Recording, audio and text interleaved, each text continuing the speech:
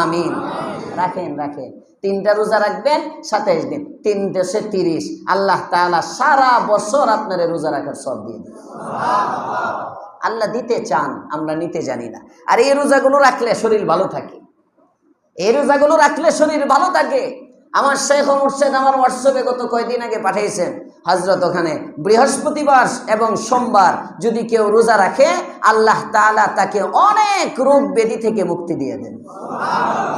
আল্লাহর রাসূল সোমবারে রোজা রাখতেন, আল্লাহর রাসূল বৃহস্পতিবারে রোজা রাখতেন। যারা পারেন জওয়ান পারলে রাখবেন, পারেন না মাসে অন্তত 3টা রোজা, মাসে অন্তত 3টা রোজা, প্রত্যেক মাসে। পারবো তো ইনশাআল্লাহ? মহিলারাও যারা পারেন, হ্যাঁ, তবে নফল রোজা স্বামীর অনুমতিতে রাখতে হয়।